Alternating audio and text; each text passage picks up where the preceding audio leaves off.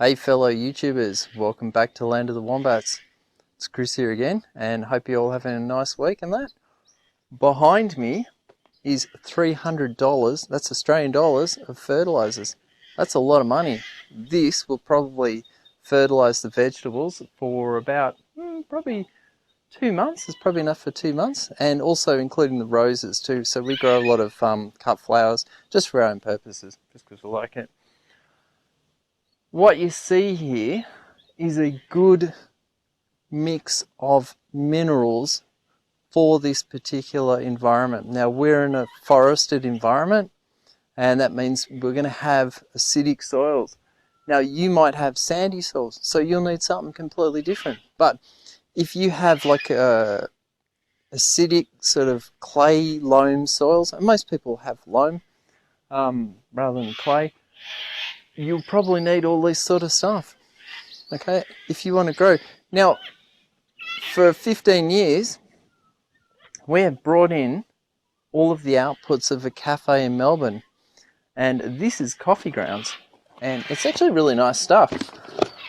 It's been ground up, and when you go to a cafe and you have your coffee, well, that's what's left over, and it's nice stuff. It even smells nice. I wouldn't want to make a coffee out of it. Horrid. That's not good.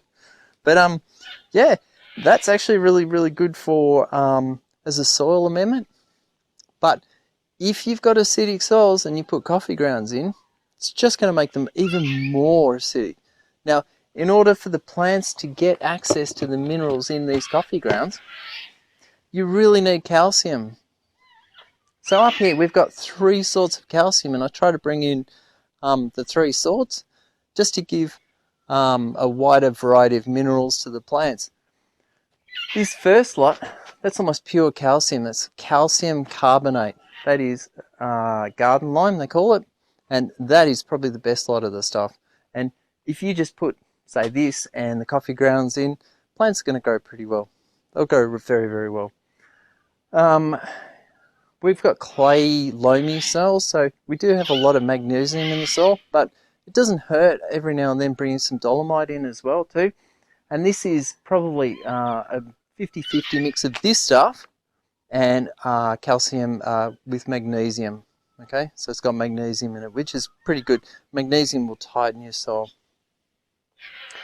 And over there, that is gypsum. That's a different sort of calcium. Now, they come in 3 different sorts. This one contains sulfur, and sulfur is good if you're growing like the onion family plants and that sort of stuff.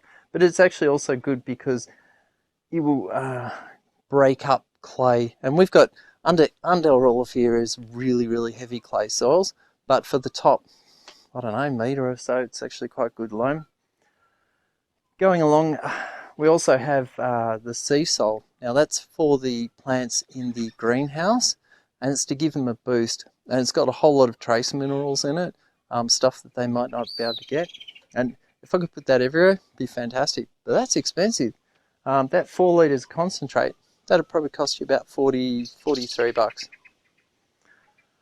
And it does make it makes a lot of liquid fertilizer, so it's pretty good. Now, this tub, useful tub as well too, once it's empty. Don't waste things. That is actually a good blend for the roses, so that'll go straight onto the rose garden bed. So we actually grow a lot of roses. We've got a couple of dozen, and they're really nice. But when you cut flowers from your plants, and you take them away and don't recompost them back into the soil, that's kind of the same thing as just pulling a veggie out of the ground, eating it, and then when you go to the toilet, it ends up in the ocean. Now, here all of our manures go into a worm farm, gets back into the soil, but if you're in the city, it's a one-way trip from the farm to your guts to the ocean, and it's not a really good place for the minerals to be.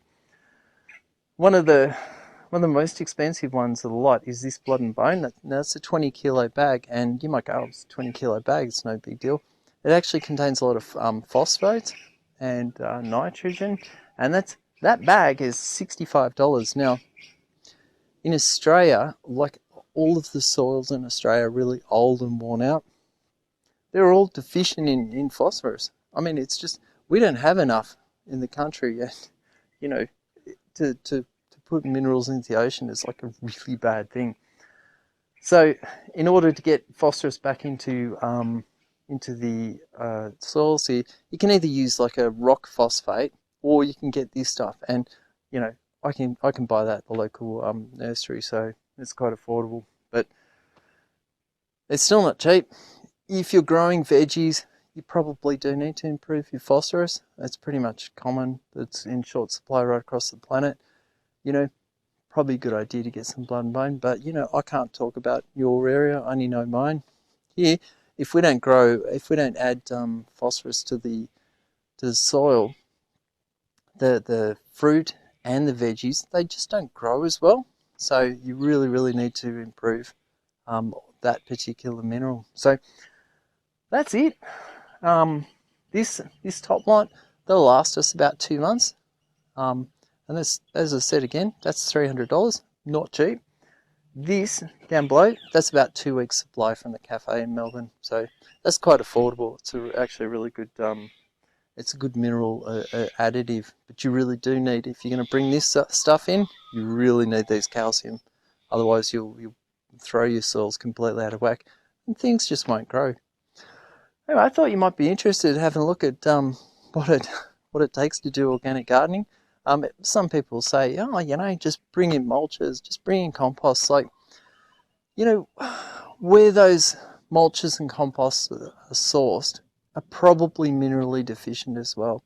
So if you've got an area where you bring in compost and from an area that's low in phosphorus, the compost is going to be low in phosphorus too.